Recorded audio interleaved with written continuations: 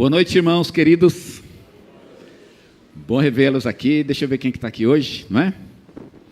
Olha que bacana, muito bom.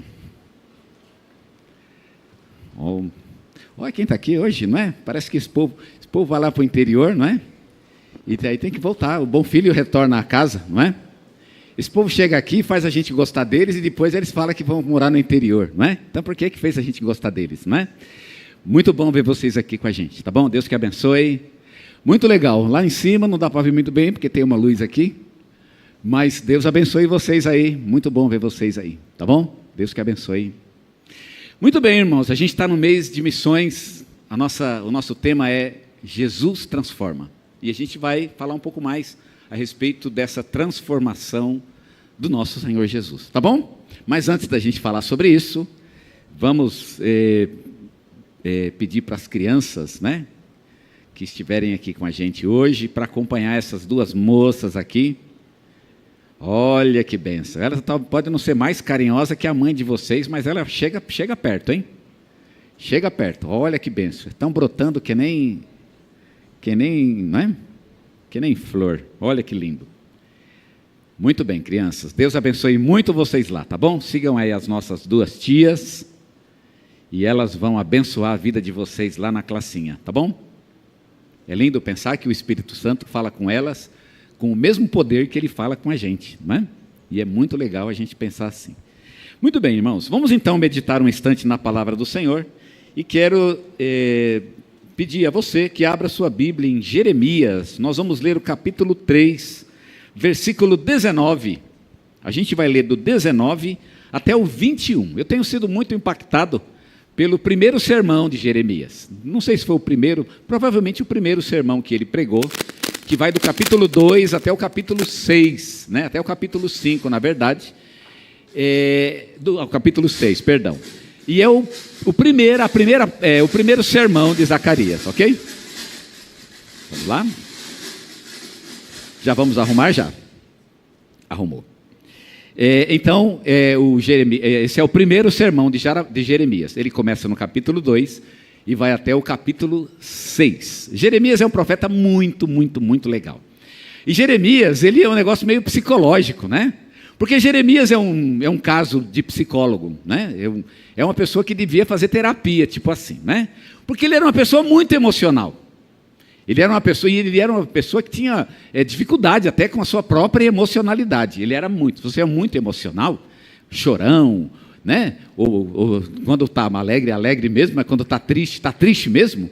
Eu recomendo que você leia Jeremias. É um cara desse jeito. Jeremias, quando ele está triste mesmo. E quando ele está alegre, ele está bem alegre também. Então, é muito legal e Deus usou essa personalidade de Jeremias. Era muito comum que Deus usasse os profetas dentro da personalidade deles, da vida deles, dos acontecimentos da vida deles. E Deus usou a personalidade de Jeremias para falar através dele para o povo. E Deus fala através disso mesmo, de lágrimas, né, de sofrimento, de dores. É por isso que ele é conhecido na Bíblia, e vocês devem lembrar, como o profeta chorão. E de fato ele é bem chorão, né? Talvez porque ele até foi ele que escreveu um livro chamado Lamentações. Imagina escrever um livro chamado Lamentações. Imagina eu escrever um livro. Mas o que está acontecendo com o pastor, né? Mas tem tanto motivo para lamentar assim, não é? Vocês que talvez tenham uma vida pior que a minha, não lamenta tanto, que negócio é esse, né? Então, e Jeremias foi exatamente assim. Ele escreveu até um livro cujo título é Lamentações de Jeremias. Não sei se foi Jeremias que deu esse título, mas os judeus o chamaram assim porque realmente é a tônica do livro. É um grande conjunto de lamentos, porque Jeremias era realmente um homem muito emotivo. E eu queria ler o capítulo 3. O primeiro sermão de Jeremias começa no capítulo 2, como eu disse para vocês, e o capítulo 2 começa condenando o pecado. Então, a primeira parte de Jeremias é a condenação do pecado. Jeremias mostra o afastamento de Deus. O capítulo 3 é um convite de Deus para o arrependimento do povo. Então, no capítulo 3, Deus começa, então, a pedir ao povo que volte, né? Volte, vamos começar de novo. Então, Deus está conclamando o povo para um retorno. E aqui o texto que a gente vai ler é uma parte dessa parte, né? Depois, no capítulo 4, ele vai retomar, e aí no capítulo 4 ele vai falar do castigo de Deus. Mas o capítulo 3 é um pedido de Deus, né? Uma convocação de Deus para o arrependimento. E no meio dessa convocação de Deus, no versículo 19, Jeremias diz o seguinte: eu pensei como te poria entre os filhos, e te daria a terra desejável, a mais formosa herança das nações.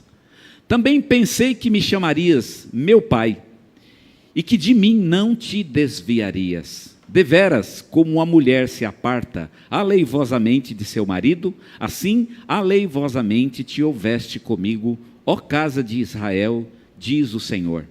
Nos altos escalvados se ouve uma voz, o pranto e as súplicas dos filhos de Israel, porque perverteram o seu caminho e se esqueceram do Senhor, seu Deus. Vocês podem ver que é um texto bem triste, né? E termina de uma forma muito triste, e começa, inclusive, de uma forma muito triste, mas, por incrível que pareça, esse texto está no meio de um convite de Deus para um retorno. O convite de Deus começou no capítulo 3, e é um convite muito franco, muito forte, inclusive, e muito emocional. Extremamente emocional, inclusive. Para vocês terem uma ideia, o capítulo 3 ele começa com uma declaração fortíssima de Deus. Deus começa perguntando, nós já falamos sobre esse texto, acho que foi na última quarta-feira, na penúltima quarta-feira, na verdade, falamos sobre o capítulo 3, o início desse capítulo, onde Jeremias ele vai falar uma coisa e Deus coloca na boca de Jeremias suas próprias palavras, dizendo o seguinte, palavras de Deus: vocês já viram quando a mulher abandona um homem e vai morar com outro homem? O primeiro homem que ela abandonou vai buscar essa mulher? Isso não acontece, né? Não lembro de ter visto isso, mas vai lá na casa do outro para buscar ela de volta. Isso não acontece, diz o texto. Isso não acontece porque o homem ele tem a sua dignidade, e mais, seria um pecado também, seria contra a lei. Porque afinal, ela a partir daquele momento, ela seria considerada como uma adúltera, então é uma situação que tem que ser resolvida pelo juiz. Então isso é uma coisa que não acontece. Ele termina o primeiro versículo então dizendo: pois é, vocês se afastaram de mim e foram atrás de muitos amantes. O que o texto está dizendo é que ela não está na casa do outro, ela já está na casa do 10º. Agora, o marido não ia na casa do primeiro, ele vai na casa do 10º para buscar essa mulher? E a última frase do verso é a seguinte: mas ainda assim volta para mim, diz o Senhor. Não é impactante isso? Na casa do 10º, mas eu vou lá buscar ela de volta. O capítulo 3, ele vai seguir nessa tônica, o pedido de Deus para Israel voltar. Então, Israel está em pecado, e Deus está pedindo para Israel retornar, portanto, para o caminho de Deus, para o chamado e para os propósitos de Deus. Esse texto, ele mostra uma decepção da parte de Deus. Deus está muito decepcionado com o povo, e está chamando o povo, então, para o arrependimento. Está acontecendo em Israel coisas que Deus não gostaria que acontecesse. Nós lemos os versículos 19 até o verso 21. E eu quero fazer um resumo desses versos antes de mostrar o que eles ensinam para a nossa vida. Primeiro, esses versos estão dizendo que Israel está afastado de Deus, que realmente é o que está acontecendo. Versículos 20 e 21 dizem o seguinte: deveras como a mulher se aparta aleivosamente de seu marido, assim aleivosamente te houveste comigo, ó casa de Israel, diz o Senhor.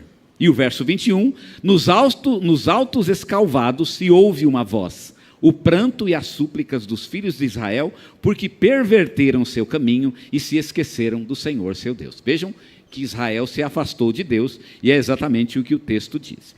Em segundo lugar, esse texto diz que durante o seu próprio afastamento, durante esse afastamento, Deus tem desafiado esse povo para que permanecesse no caminho do Senhor. Deus tem um propósito para este povo. O povo está afastado, mas Deus mantém um propósito. Qual é o propósito de Deus? O propósito de Deus é restaurar o seu relacionamento com este povo. E Deus disse isso no versículo 19. Pensei que te poria entre os filhos, e te daria a terra desejável, a mais formosa herança das nações. Também pensei que me chamarias de pai, e que de mim não te afastarias. Veja que Deus ele tem um propósito de ter uma boa relação com este povo. Deus não está conseguindo, mas esse é o seu propósito, e é o que Deus deixa muito claro no versículo 19. O povo está afastado de Deus, e Deus tem um propósito e quer reativar a sua relação com este povo. Depois, durante esse afastamento, ou melhor, para restaurar o seu povo, o que é que Deus quer fazer? Deus ele aceita e ele está pedindo ao povo que o chame de pai. Nós lemos isso aqui no versículo 19, aonde Deus diz: pensei que te poria entre os filhos e te daria a terra desejável, a mais formosa herança das nações. Também pensei que me chamarias de pai e que de mim não te desviarias. Deus espera que o povo chame ele de pai. Então, chamar de pai é uma maneira simbólica de dizer: eu quero voltar para casa, eu quero retomar o relacionamento, eu quero viver uma vida correta ao teu lado. Então, é uma maneira como Deus está dizendo, né? Viver uma filiação, vocês como meus filhos e eu verdadeiramente como um pai para vocês. Deus está querendo que isso aconteça. E aí, o que vai acontecer? Vai acontecer então que o povo retornando, vai haver um futuro glorioso. Nós não lemos a respeito desse futuro, mas esse futuro foi falado um pouquinho antes, no versículo 14 até o versículo 18. A gente começou no 19, mas do 14 até o 18, Deus tinha falado sobre esse futuro lindo. E eu acho bonito, porque Deus fala do futuro. Ele começa a mostrar o que ele vai fazer. Eu fico pensando, mas se Deus está chamando o povo para o arrependimento, não é melhor Deus primeiro garantir que o povo vai voltar? Aí depois ele fala do futuro, não é verdade? Mas Deus fala do futuro antes. E há uma lição muito importante, eu não vou falar sobre isso ainda, né? E muito preciosa, que foi preciosa ao meu coração, e quem sabe um dia a gente possa falar um pouco a respeito disso, de que, na verdade, Deus não está esperando o povo voltar para falar desse futuro maravilhoso. Deus coloca o futuro primeiro, para depois chamar o povo para o arrependimento. Por quê? É porque, na verdade, eu não me arrependo, e aqui a ideia de Jeremias, não é que o povo tem que se arrepender para ter um futuro maravilhoso, mas arrepender-se porque o futuro vai ser maravilhoso. Deus tem algo maravilhoso, e isso já está planejado para a minha vida, e é por isso que eu preciso me arrepender. Arrependa logo, porque Deus tem coisas maravilhosas preparadas para você. Não é aquela questão, eu vou me arrepender e vamos ver o que vai acontecer. Não, não, Deus já sabe o que vai acontecer. Ele vai fazer coisas lindas, Ele já previu isso. O meu futuro com Deus e o seu futuro, ele realmente é maravilhoso. E é por isso que você tem que voltar para Deus, essa é a ideia. Né? É o que Jeremias está colocando aqui de uma maneira muito enfática. Não é voltar para ter um futuro melhor. Volte porque o futuro de vocês é um futuro melhor. E esse é o grande desafio de Jeremias. Mas depois de falar do futuro, Jeremias então vai, mais uma vez, mostrar o desapontamento de Deus para com o seu povo. Quais são as lições então que nós aprendemos deste texto? Nós aprendemos aqui pelo menos algumas lições importantes, e eu as coloquei aqui em número de 4 lições. Primeira lição que esse texto me ensina: Deus ele tem propósitos que são permanentes para a nossa vida. E quais são esses propósitos? Eles são em número de 2. Primeiro, Deus está preocupado em como fazer dos homens seus filhos e ter uma relação de pai e filho com eles. Em segundo lugar, Deus está preocupado em como dar aos homens a mais formosa das nações. São dilemas eternos de Deus e que Deus está constantemente preocupado com isso, em relação aos homens, para que tais coisas aconteçam. Vejam o verso 19. Pensei que te poria entre os filhos. Pensei que te poria entre os filhos. Deus está preocupado em nos colocar entre os seus filhos. Essa é uma preocupação de Deus. Como é que eu vou colocar você entre os meus filhos? Quem são os filhos, né, que já são filhos de Deus? Aqui não é tão importante, porque não é isso que o texto não está falando sobre os outros filhos de Deus. Mas eu poderia pensar, e não seria errado dizer, por exemplo, os anjos. Os anjos, às vezes, na Bíblia, são chamados de filhos de Deus. E o texto lança aqui um desafio: como é que eu vou colocar vocês entre os anjos? Eu preciso pensar nisso. Imagina um pai andando na rua, né? Ele tem lá os seus filhos, né? O bando de filhos andando com ele, e ele os ama a todos.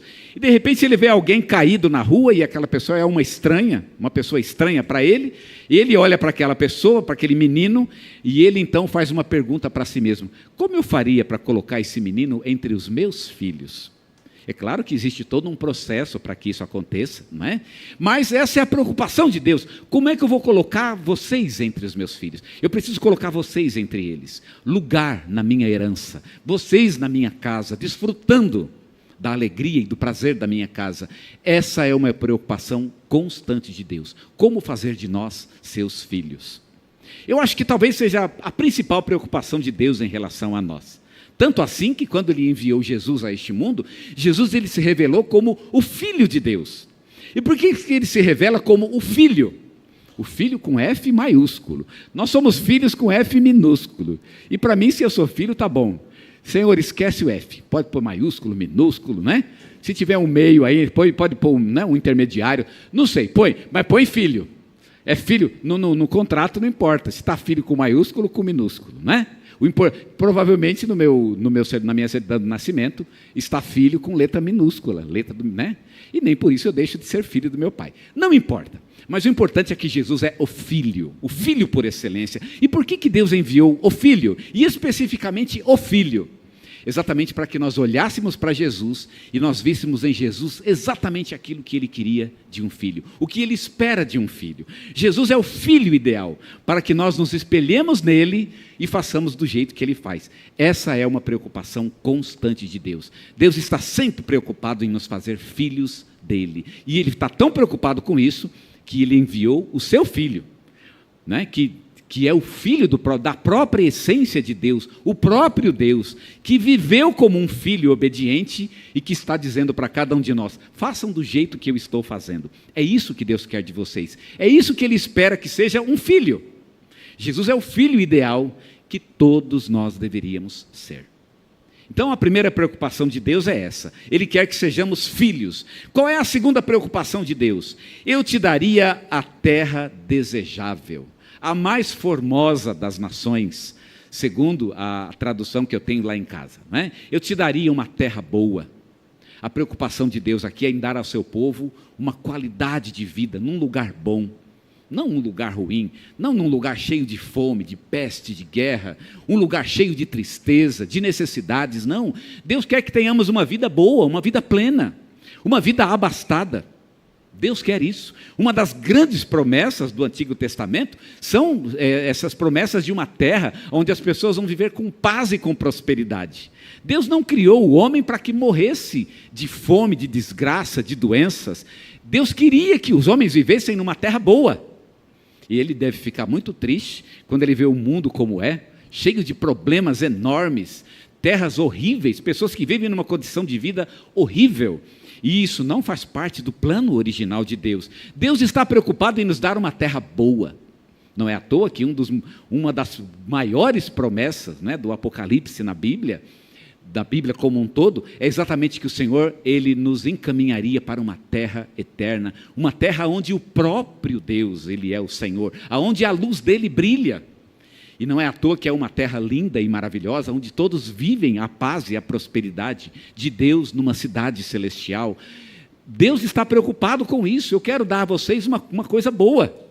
Porque quando as pessoas estão morrendo, estão na doença, estão na desgraça, estão na agonia, quando existe a guerra, essas coisas elas falam mal de Deus. Não foi para isso que eu criei o homem, para que o homem se matasse e vivesse toda a desgraça que está vivendo. Deus tem algo melhor para nós, Ele quer nos levar para uma terra boa, Ele quer que tenhamos uma vida boa. Essa também é uma preocupação de Deus. E olha que interessante, o texto diz, eu pensei, eu estava pensando nisso, eu estava meio que arquitetando um plano, gente, como eu faço isso? E é interessante que Deus diz isso, não é que Ele está perguntando para os outros, né? Deus não precisa perguntar para ninguém, né, o que Ele vai fazer, mas é uma interrogação para mostrar que Deus está planejando dentro do seu próprio coração o nosso bem. Deus está planejando o nosso bem. O próprio Jeremias, ele vai dizer no capítulo 31, num dos versos, creio eu que no verso 11, eu é que sei, Deus diz para o povo de Israel, eu é que sei os planos que tenho para vocês, e são planos de bem, de paz, e não planos de mal. Deus tem planos de bem para nós. E os planos de Deus é para a nossa felicidade. O plano de Deus é para um bom relacionamento com Ele, e Deus está providenciando para que isso aconteça. A primeira lição que eu aprendo nesse texto é que Deus tem planos de bem para mim. Talvez eu não esteja vivendo esses planos. Talvez eu esteja afastado desse propósito. E aí eu estou pagando o preço da minha escolha. Mas eu não posso deixar de admitir que o plano original de Deus para a minha vida é o meu bem. Quantas vezes a gente não se coloca diante de Deus e reclama com Ele, né? Ah, Deus, o Senhor esqueceu de mim. Você já fez isso ou não? Eu já fiz muitas vezes. Ah, Senhor, cadê a tua bênção? Cadê aquilo que o Senhor prometeu? Minha vida está aqui, está difícil. E aí você começa a reclamar com Deus. Eu acho que Deus olha para a sua cara e fala, e você acha que eu queria isso para você? Não é? Você acha que foi isso que eu planejei para a tua vida? Essa desgraça toda, essa agonia toda, essa tristeza toda, está enlaçado aí nessa vida de pecado. Você acha que foi isso que eu pensei para você? É sério mesmo que você pensa assim? Irmãos, Deus tem algo melhor. Ele está planejando e pensando. O propósito de Deus é o melhor para as nossas vidas. Se nós nos rendermos a Ele, Deus há de fazer o melhor em nossa vida, porque esse é o plano dEle. Eu pensei, como te poria entre os filhos e como te daria a terra desejável? Deus tem pensado para a minha e para a sua vida em como Ele pode fazer isso. E é interessante pensar que quem está atrapalhando esse plano sou eu mesmo, né? Gente, eu estou aqui, como é que eu faço? E quem está atrapalhando? Eu. Com a minha própria incredulidade, estou atrapalhando o plano de Deus. Com o meu próprio afastamento. É eu que atrapalho o plano dEle. A primeira lição que eu aprendo. Deus, Ele está preocupado e está tomando propósitos para que a minha vida seja restaurada, para ser aquilo que Ele gostaria que fosse, para que seja o bem e não o mal. Segunda lição que aprendo nesse texto é que o afastamento de Deus é a realidade de todos os homens em todos os tempos. É curioso aqui que Deus diz, né? Eu pensei, como eu faria isso? Mas vocês se afastam de mim. Aqui o texto fala do afastamento que o povo tem em relação a Deus.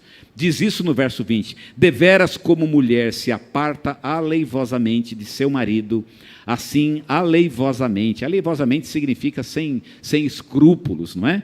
Perversamente, vocês fizeram isso comigo, ó casa de Israel, vocês me trataram mal, é o que Deus está dizendo. Você acha que eu estou tratando vocês mal? Vocês me trataram mal, foram vocês que machucaram o meu coração.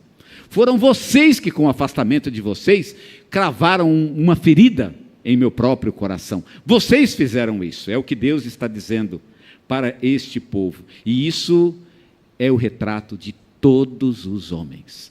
Seria bom se a gente pensasse que alguns escaparam disso. Mas a Bíblia mostra que todos os homens pecaram e que todos os homens estão afastados de Deus. Isso não é o retrato só dos outros. Ah, é lá fora. Lá fora tem gente que se afasta de Deus. Não, esse é o retrato do meu próprio coração. Eu me afastei. Porque todos pecaram. Todos se afastaram de Deus, disse Paulo. E todos estão destituídos da glória de Deus. E por isso é que Deus precisa de usar misericórdia para com todos. Todos pecaram, irmãos. E o pecado é a realidade de todos os homens, de todos os tempos. Não existe um só homem neste mundo que não seja pecador. Não existe só um homem que não necessite da graça de Deus e que tenha que ser buscado por Deus. E é interessante, ele tem que ser buscado.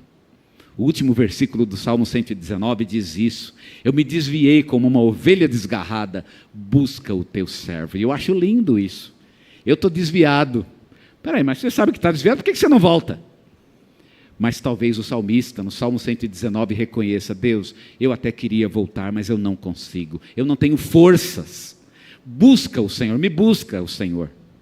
Porque muitas vezes é difícil retornar. Difícil retornar. Já viu quando você faz uma caminhada muito longa? Ai, meu Deus, agora tem que voltar, né? Acho que eu vou voltar de táxi, né? Se você tem dinheiro, ou de Uber, se você tem um pouco menos, ou de ônibus, né? Se tem menos ainda, sempre tem um jeito de, ou ligar para a esposa para buscar, né? Ou para o marido. Fui longe demais, agora estou com as pernas doendo, não vai dar para voltar. Nós fomos longe demais. E sabe, estava tudo dolorido. A desgraça estava feita. Não tínhamos forças para voltar. Mas aí o salmista termina o Salmo 119 dizendo: Senhor, busca o teu servo, porque eu estou que nem ovelha desgarrada, eu nem sei o caminho de volta. E olha que mensagem linda, Deus realmente nos busca. Essa é a ideia. Ele realmente vai ao nosso encontro. Ele realmente estende a sua mão. Ele faz isso de verdade. Não é impressionante? Todos estamos afastados de Deus, porque todos nós pecamos. A terceira coisa que eu aprendo nesse texto é de que o pecado, e o nosso pecado, ele sempre vai nos levar ao sofrimento e à dor. O fim de todo pecado é a dor. No versículo 21 diz: nos altos escalvados se ouve uma voz, o pranto e as súplicas dos filhos de Israel, porque perverteram o seu caminho e se esqueceram do Senhor seu Deus. O que é um monte descalvado? O monte descalvado é um monte que foi tirado das árvores dele. Por quê? Porque os montes frondosos eram lugares especiais de adoração, mas adoração para outros deuses. E o povo começou a fazer altares nesses montes, debaixo das árvores. Então toda colina tinha um altar dedicado a um deus, debaixo daquelas árvores. E agora o monte está descalvado. Descalvado significa sem cabelo. O monte descalvado é um monte que a árvore foi cortada. Agora o monte está, tá peladinho, não tem mais nada no monte. E o que significa isso? Significa que alguém foi lá e derrubou tudo. Não tem mais nada neste monte. Mas tem alguém, aquele que adorava aqueles deuses estranhos ainda continua lá. E ele está chorando. Olha o que diz o texto. Só tem uma coisa no monte: os altares foram embora. Você confiou no altar, mas o altar acabou. Você confiou na árvore, a árvore foi derrubada. E agora? Agora você está naquele monte, você acreditou no monte, você acreditou na ideologia, você acreditou naquele momento, naquela coisa, naquela pessoa, naquele emprego. Você acreditou no estilo de vida que você achou que ia levar. E aí você olha para trás e fala: meu Deus, olha, eu acabei sozinho. Lá estava eu, sozinho, isolado, ninguém do meu lado. No verso 21, nos altos escalvados se ouve uma voz, pranto e súplica dos filhos de Israel, chorando. Você acabou sozinho e acabou chorando, diz o texto. É isso que o pecado faz em nossa vida. O pecado sempre nos leva para a dor. O fim de todo pecado é a dor. É uma mentira que o pecado nos conta, não é verdade? De que você vai ter uma vida boa, de que você vai ter prazer interior, de que você vai alcançar uma satisfação nessa vida, você vai ter uma qualidade de vida, vai ser um negócio incrível. Mentira. Aliás, se você veio a Deus, é exatamente por isso, porque você já sabe, já viu essa história, não é isso? O pecado te oferece aquelas bolotas de porcos, que aquele filho da parábola de Jesus desejava comer, mas quando ele olhava para aquelas bolotas, ele fala: eu já conheço essa história, eu sei. Aquilo pode ser doce na boca, mas vai ser amargo no meu estômago. Pode ser doce num primeiro momento, mas eu sei onde esse caminho vai dar. Toda pessoa que vai a Deus já sabe o que esse mundo provoca nela. Aliás, eu acho que um dos motivos que nos impede de ir a Deus é talvez porque o mundo ainda não nos decepcionou o suficiente. Talvez o mundo tenha que jogar mais coisa na nossa cara. Tem que meter a mão na nossa cara mais vezes. Tem que nos humilhar mais vezes. Quantas vezes eu vou ter que ser humilhado? Quantas vezes eu vou ter que amargar a dor de ficar longe de Deus? De ser tratado como nada, como número, como lixo. De ser uma simples peça num jogo diabólico, num jogo mundano que não tem nada a ver comigo, mas que eu estou lá participando e sorvendo daquilo como se fosse mel. Eu pensei que fosse mel. Uma música do Francis Haime dizia isso. Não sei se vocês lembram dele. Eu gosto muito dele. Francis Haime, um amigo do Chico Buarque. E ele escreveu essa música dizendo: mel. Eu pensei que fosse mel. E bebi da vida como bebe um marinheiro de partida, mel. E olha, e agora ele está cantando, e na hora que canta ele está sofrendo. Eu pensei que aquilo ia me dar alegria. No primeiro momento foi mel. Mas olha o amargor. Eu achava que era bom, não é. Irmãos, pecado não é bom. Um dos motivos pelos quais nós rejeitamos o pecado é exatamente por isso. Porque nós já temos a consciência que não é bom. Não vou dizer que a gente nunca é enganado, nunca foi e nunca é. Às vezes até somos. Mas logo a gente acorda. Não, peraí, parou. Não é? Eu já sei onde vai dar isso aí. Eu não vou seguir por esse caminho. Você pode dar até o primeiro passo. E é muito difícil alguém não dar o primeiro passo. Mas aí chega o segundo. Não. Eu sei o que vai acabar. Eu sei onde vai dar isso. E o Espírito Santo nos chama de volta. Ele nos conclama novamente para um arrependimento, para um quebrantamento, para uma rendição na presença de Deus. E nós retornamos a Ele. Sabe por quê? porque nós sabemos onde o pecado vai dar. O fim de todo pecado é a dor. Aliás, eu falo daqui da dor como se ainda fosse sobreviver, não é? Paulo é bem mais pessimista do que eu e do que eu estou fazendo parecer aqui nesse sermão. Ele fala lá em Romanos que o fim de todo pecado é a morte. Na verdade, vai doer bastante, mas no final é pior, porque só doesse não diria nada. Tem coisa que dói, mas depois passa. Não, pior, vai doer, mas no fim você vai morrer. Todo aquele que peca está no caminho da morte. Se andarmos segundo a carne, Paulo diz, nós caminhamos para a morte. Mas se pelo Espírito mortificamos os feitos do corpo, então certamente viveremos. Irmãos, o pecado conduz à morte. Todos nós já sabemos disso, todos nós. E por isso é que estamos com Deus. A gente já foi decepcionado. Eu acho que todo mundo que está com Deus é um decepcionado. Com o mundo, é claro. Mas maravilhado com Deus, graças a Deus, não é? Às vezes Deus nos decepciona. E aí você volta, mas quando você volta, não, peraí, opa, parou, não é? Eu acho que quem estava errado era eu. Senhor, estou aqui de volta. Eu fiquei decepcionado, mas na verdade eu decepcionei e foi o Senhor. É o Senhor que esteve certo o tempo todo, me recebe de volta e olha que lindo, Ele realmente nos recebe. Deus está sempre de braços abertos para nos receber. O pecado sempre há de nos conduzir à dor. E por fim, a última lição que quero aprender nesse texto e compartilhar com vocês é de que a solução para o pecado sempre será o refúgio e o abrigo no amor de Deus. Eu preciso confiar no amor de Deus e me render a este amor. No versículo 21 diz, versículo 19, pensei que te poria entre os filhos e te daria a terra desejável, a mais formosa herança das nações. Também pensei que me chamarias meu pai e que de mim não te desviarias. Olha que interessante, Deus diz, eu pensei que você me chamaria meu pai. E não é interessante pensar isso? Deus pensou, por quê? Porque Ele queria, é tudo que Ele quer. Eu quero que você me chame meu pai, eu quero ouvir isso da tua boca. Você tem que dizer para mim, meu pai. Eu tenho uma alegria de ouvir isso de você. E eu queria ter tido essa alegria com você. Queria não, Deus vai ter. Quem lê desde o início do capítulo sabe que Deus vai ter essa alegria. Porque realmente aqueles que são dele hão de reconhecer essa verdade. Mas olha aqui a mensagem preciosa. Deus está nos convocando para o retorno. E sabe qual é o retorno? É quando eu digo, meu pai, meu pai. A parábola do filho pródigo, ela realmente é muito linda nesse sentido. Quando o filho volta, a primeira palavra que ele diz é pai, pai. E é tudo que Deus queria ouvir de nós. Tu és o meu pai, o meu pai. Não importa quão longe eu esteja, perdido no caminho deste mundo, perdido nas esquinas, caído no vômito deste mundo, mas quando você diz a Deus, meu pai, e aí Deus diz, era tudo isso que eu queria ouvir, porque eu queria colocar você entre os meus filhos, eu tenho muitos deles, e eu quero você entre eles. A parábola da ovelha não fala exatamente isso, de que o pastor, ele conta as ovelhas, ele repara que falta uma, e ele vai buscar aquela. Ele quer aquela ovelha perdida junto das suas ovelhas. Deus nos quer juntos dele. Deus nos quer. Ele nos busca para isso. E o nosso dever, o que nós deveríamos fazer realmente era voltar a Deus, estar com Ele e restaurarmos o nosso relacionamento com Ele. E qual é o relacionamento? O relacionamento de pai e de filho. Deus espera que o meu relacionamento seja consertado com Ele. Eu me desviei, aqui estou eu de volta. Me afastei de Deus, Pai, aqui eu estou. Eu quero retomar. Eu quero uma vida contigo.